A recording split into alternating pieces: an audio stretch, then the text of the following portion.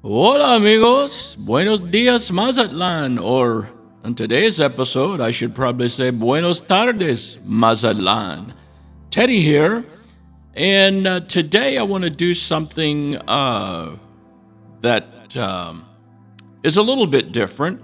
I belong to an organization of volunteers here in Mazatlan called the Tourist Aid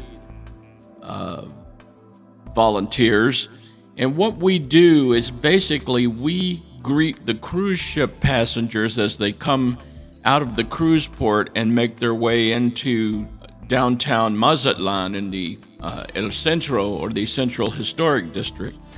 We are stationed strategically along what's called the Blue Line, and we're there strictly to answer questions, give directions, and give a welcome to all of these cruise ship visitors, many of who are visiting Mazatlan for the first time. It's a completely unique organization.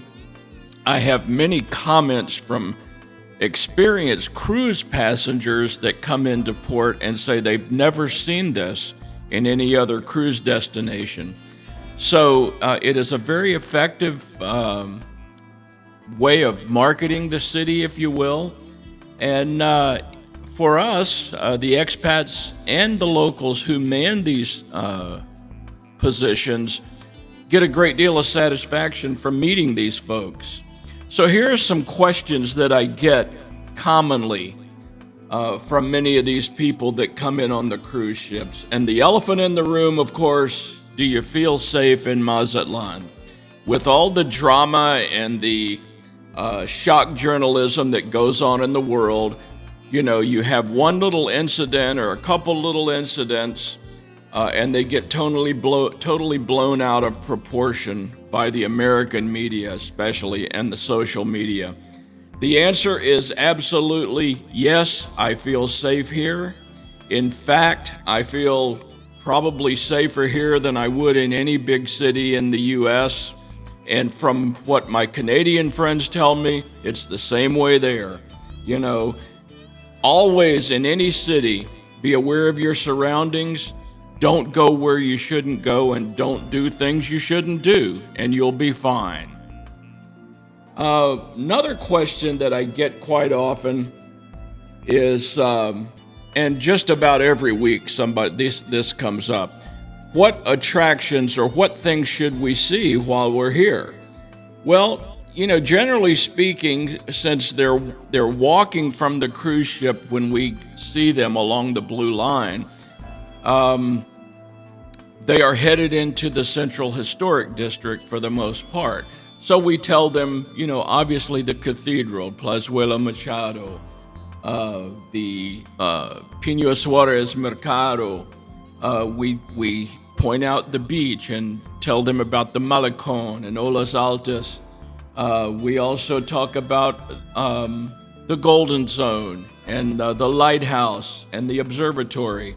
And then we explain things like how to get to some of those locations. So those are some of the things we point out.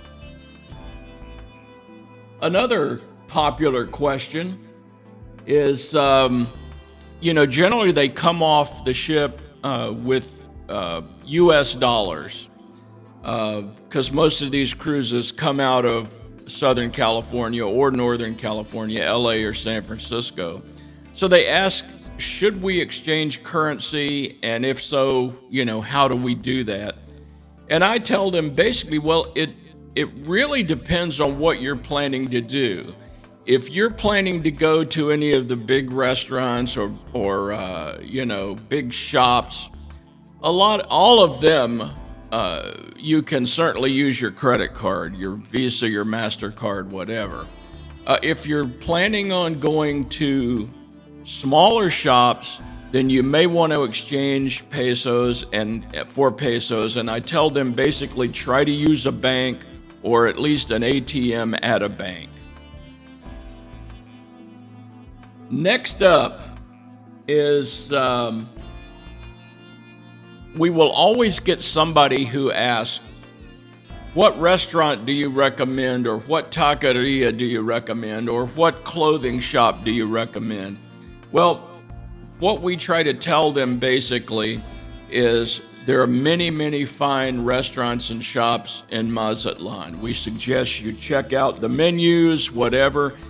But as a volunteer organization serving the entire community, we do not make recommendations. Now, if you know a shop or a restaurant that you want to go to and you need directions, help finding it, we're okay doing that. But just keep in mind, we serve the entire community, so we don't make recommendations. Next up on the common questions is, what time of year is the best time of year to come to Mazatlan? My initial response is anytime. It's a great place anytime. Now, I do preface that a lot of times with, keep in mind, you're sort of in a tropical climate here. So it is hot and humid from the months of June up to and including parts of October. So if that's an issue for you, if you have a problem with heat and humidity, then you may want to try November through May, when it's really nice, beautiful, almost springtime weather the whole time. It's really great. But any time is good. Another question, and this comes from people generally who have experienced Mazatlan a little bit, and they will ask me, how's the cost of living here in Mazatlan? And obviously, my response is basically it's very reasonable. In fact, if you compare it to cities in the United States or in Canada or many, many other places in the world, it's actually quite low. And then, I explain to them, sometimes I will give them my personal experience, like what my rent and utilities are, and compare that. I also tell them that as more and more expats get here, and of course the currency rates change, that can fluctuate a bit. But it's generally very, very low compared to the U.S. A silly question I get, I shouldn't say silly, there's no silly question. But anyway, people will ask me, what is the Malecón? What is that? Well, the Malecón is the boardwalk that stretches from Olas Altas all the way out to the Golden Zone, that runs right along the water, right along the ocean. The one here in Mazatlan is about 13 kilometers long. What is that, 7.5 miles? It is the longest Malecón or boardwalk in Latin America, and I think actually maybe in the Americas. But, it's a beautiful place to get a nice walk in or a bike ride, if you choose to do it that way. And then one other question that comes up from time to time is, besides walking, and keep in mind these people are walking the blue line into El Centro, besides walking, how else do we get around town? And we sort of go through the whole gamut of transportation options. There are the pulmonías, pretty unique to Mazatlan, taxis, and they can rent bikes and do all that kind of stuff. But anyway, that's a few of the questions I get on my daily volunteer efforts with the Blue Shirts. I hope that helps some of you. These are probably questions that you get from time to time from people visiting you or questioning you. And I just want to thank you guys for watching, and hope this is helpful in some way. Please like and subscribe and, send us your comments or questions, and we'll be happy to answer them.